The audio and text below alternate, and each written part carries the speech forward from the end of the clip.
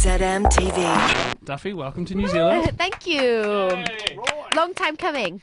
First of all, we have a present for you. Now, I watched this interview that you did with this lady in Australia, and you were sitting in the Hilton Hotel, I believe, talking about a wine that you just drunk, because apparently you're a fan of red wine, yes? I am. And you said you'd had this gorgeous red wine called Mount Difficulty, and I think you thought it was Australian, and you did say that it was Australian, and the interviewer, after obviously the interview had been on, she went and re-edited the interview together and said we didn't have the heart to tell her that it's actually a New Zealand wine. No way! So we do have the heart, so we thought we'd get you an actual bottle of it. So this is from New Zealand. Look There how is a good bottle that of looks. Thank you. Can I drink it now? Go for it. No, I won't. But thanks a lot. That is so kind of you.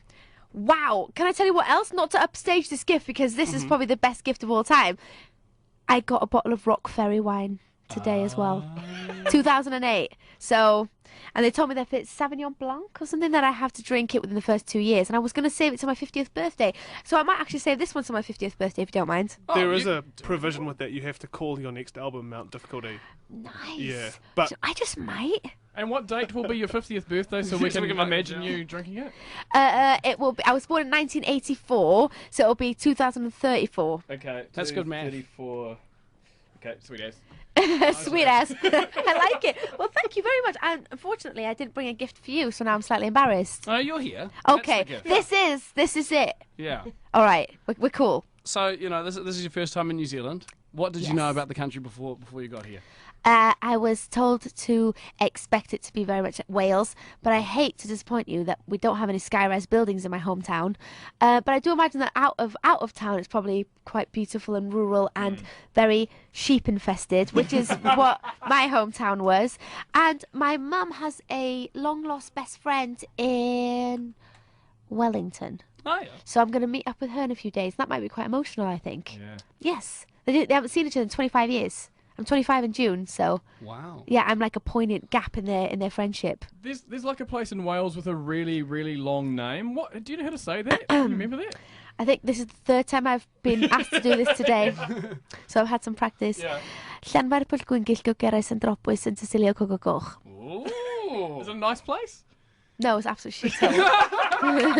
It's interesting you raise the Wales-New Zealand sort of link, because we are quite similar in a number of ways. There's the sheep and the hills and the meadows and what have you. But also, you know, we've kind of got Big Brother sitting next door that we get a lot of crap from. So like, we get a lot of crap from Australia. You know, Yes. they give us a lot of shit. And England give you guys a lot of crap, don't they?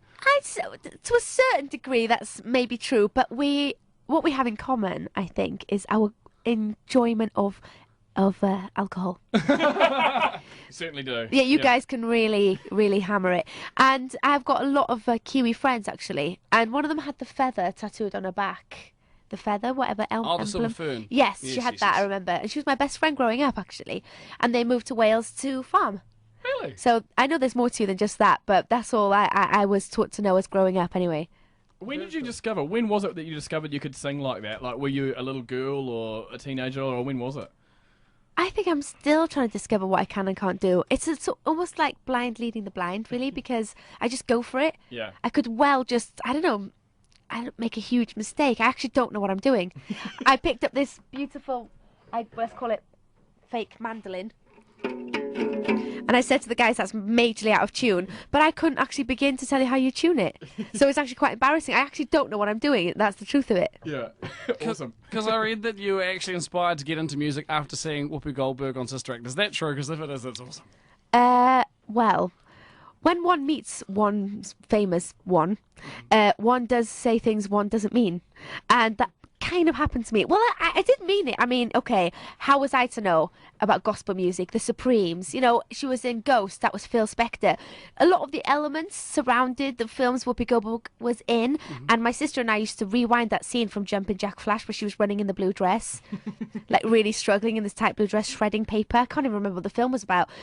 So I'm a big fan, but I don't know if I'm being truthful, if she was the main reason I got involved in music. Although maybe there was some truth in that. she was the reason I wanted to become a nun. Really? Yeah. And how's that going for you? They kicked me out last week.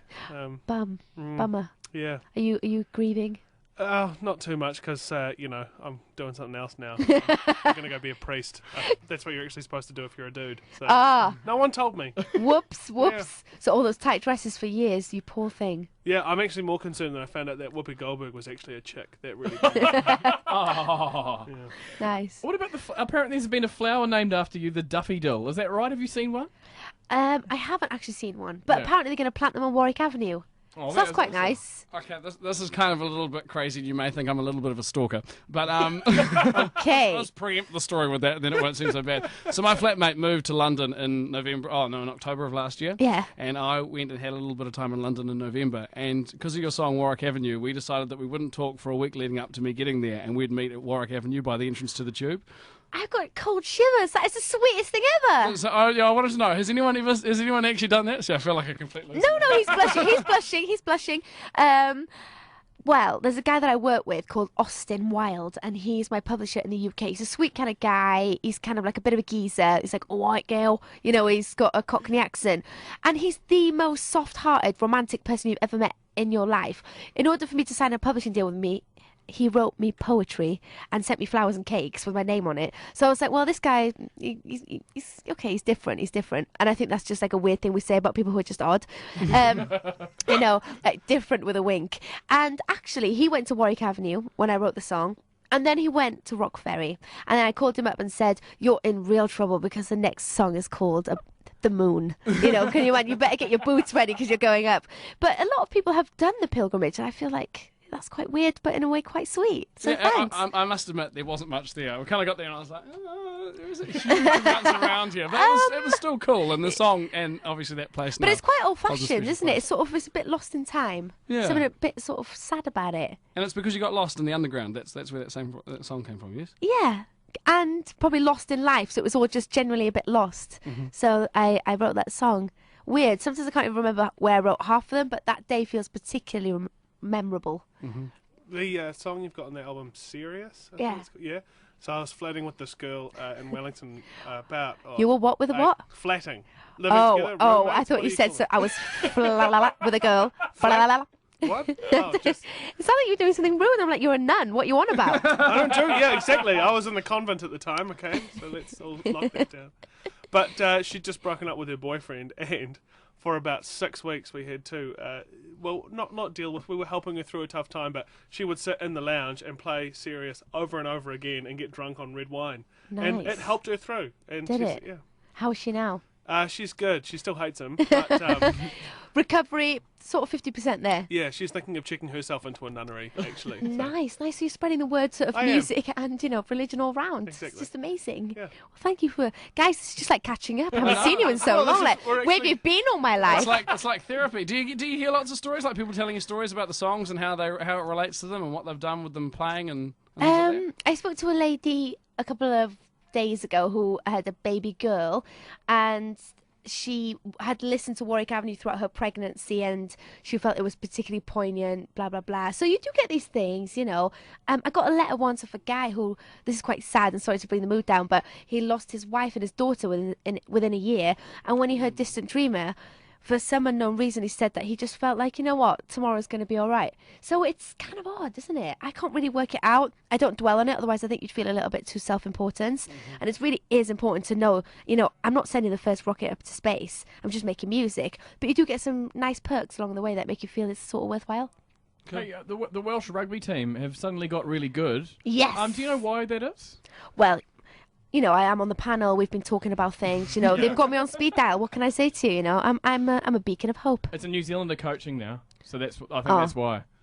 So he took my job.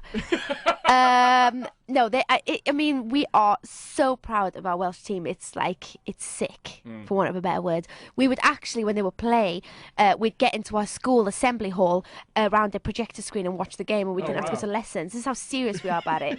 And so, they took some knocks over the last few years, but they're back with a vengeance. Joe Calzacchi's kicking arse as well. He's Welsh. So Wales is back on track. Go Wales. Go Wales, man. Now I've read you've described yourself as a bit of a mischievous kid. What did you get up to? Mischievous. I like that. Mischievous, yes. Oh, it's like mystical and mischievous. It's like mischievous. Anyway, yeah, I reckon I was. I reckon I've got sort of dimples, so they do get me in and out of trouble. But I used to steal my sister's food. You know, I was like grotesquely obese, but I got through that. I was. You should check out some photos. I couldn't breathe. My mum used to worry about putting me to bed at night because I'm a twin. So I used to eat everything that she was meant to eat. That was a problem, you know, health and safety. But other than that, you know, I think I just liked a bit of excitement. I'm still, you know, I'm the sort of person who throws hand grenades into her life. It's all getting like settled and really fine, and like next minute, you know, I have to cause trouble for myself. I'm always looking for trouble. And just one couple more. Are you going to do a collaboration with Tom Jones? Because there was word of that, and I think, what are your thoughts on that? Well, there were rumours that Mr. Jones and I were father and daughter, but my mum and I sat down about it long. You know? She said she wasn't there that day he was touring through town. So I believe her, it's fine. But he's a great man, you know, and he presented me Best Album at the Brits, and that was genuinely a little bit eye-watering. I kind of looked at this legend and thought, I can't actually believe this is going on. But I don't know about collaboration because I think you've truly got to be settled in yourself to share that way. I don't know if I've got the experience to stand next to someone of that caliber and kind of hold my own. I'll do that later on when I'm ready, if you'll still have me, of course. Oh, I'm sure he will. Yeah. I'm sure he will. All right, We'll thank see. you so much for joining us. Thank you, and thank you for the wine. Enjoy that. All And right. we look forward to your shows over the next few nights, and hopefully you get to explore the country a little bit, and we get to see And the you back here wine, soon. more importantly. Here we Yes. go. Thank you very much. ZMTV. From zmonline.com.